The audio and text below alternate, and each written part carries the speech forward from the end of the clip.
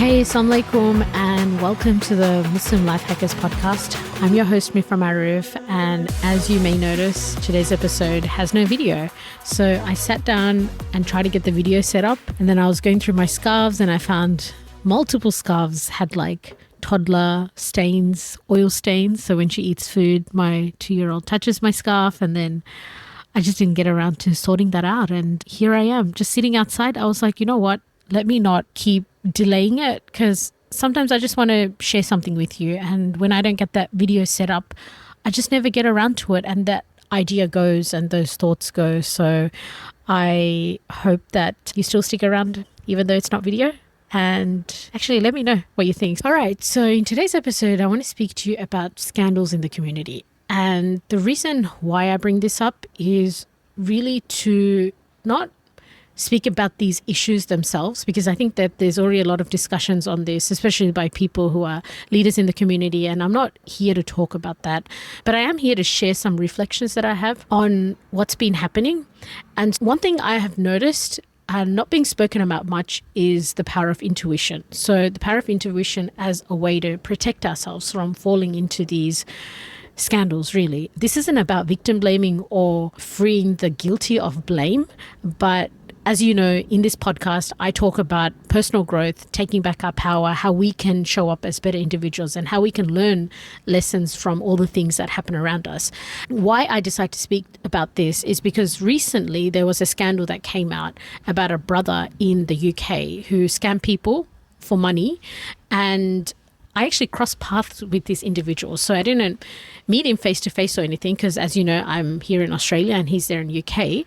But I did speak to him. We actually had him on our podcast, but not recently, in the last year. So this was like back in 2015 when me and my co-host Maheen were running the show, and we just were looking for like Muslims doing really cool things. One thing that I do reflect when I look back at this experience, and what I noticed, was that I always felt that there was something off, right?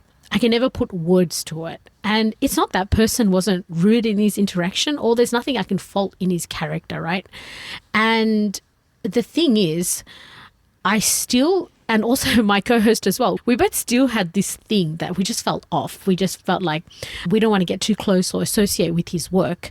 And you might be thinking at this stage, oh, well, Mifrah, if you felt that way, why did you invite him onto your podcast? So to be fair, we didn't actually know too much about his work then, but this kind of off feeling came as a result of the interactions that we had, seeing his work online and also getting that chance to speak to him and all the things that happen in the background in putting together an interview. There's a lot of interaction that goes back and forth.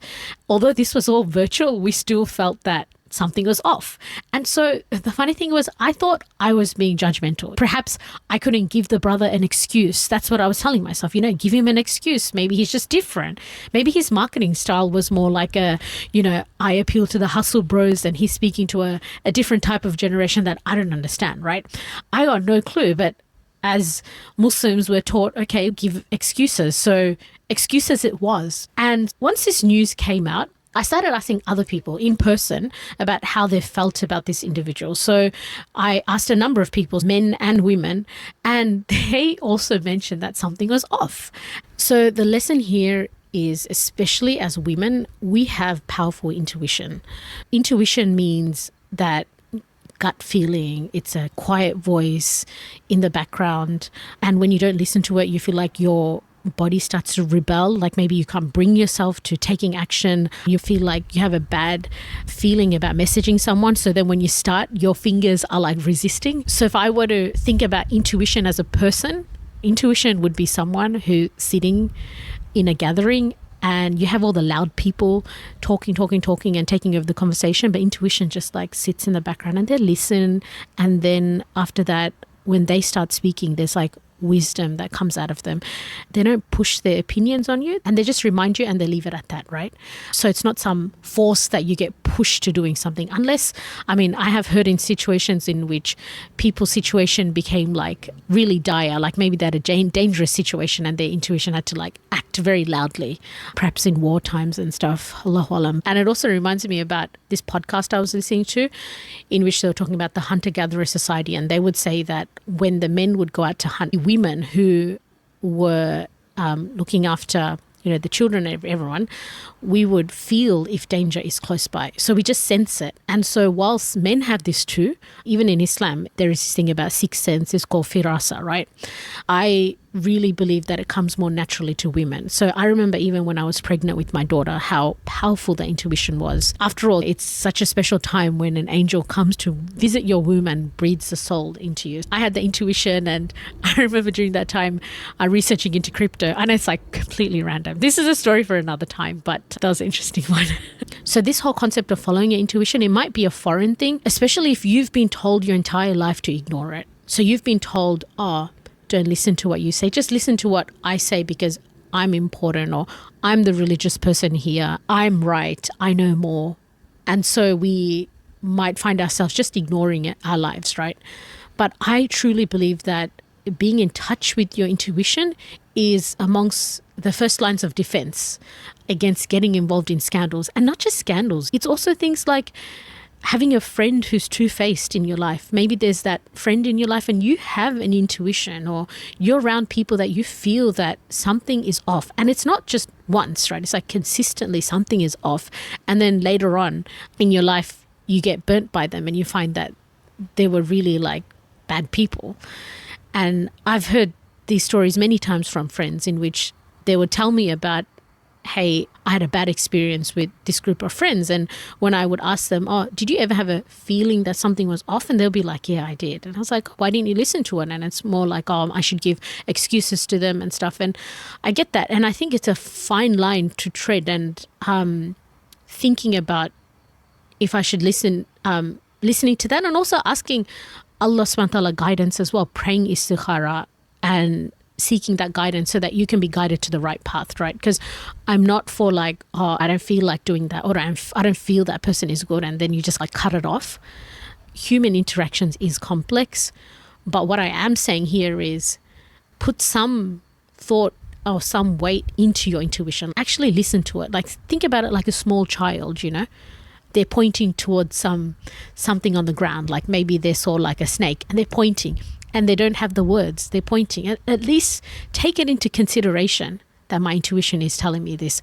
What is it? Maybe I need to ask people about the character of these people. Maybe I need to do some more research and connect with other people. Speaking about connection, I think that these scandals and things happen when we're so disconnected. We don't get to like speak to people face to face and have these honest conversations. Like, what do you think about the character of so-and-so? Have you seen any misconduct? Or seeing if they also feel something is off, right? I think that if many people feel something is off, then that's also a reinforcement of what you're feeling as well. Like in this situation that I tell you, okay, how do I get started with being more in touch with my intuitions? I would say definitely to be aware that it exists.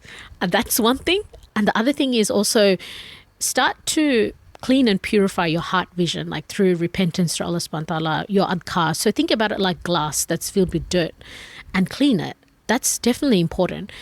And in addition to that, I would also suggest that you address your negative beliefs and your traumas too. And that can be done through professional help, because the thing is, we all have things from our childhood that we are unaware of, and we have to seek out the help for that, and we don't have to live with that. Someone might have a belief that my feelings don't matter, or I'm not important, I'm not worthy, I'm not enough. And so they take this abuse, or they take these bad situations of bad friends and people taking advantage of them because of that belief they have about themselves. So that would require some professional help to help you overcome, because there is a way to overcome that. You don't have to feel like you're stuck with that.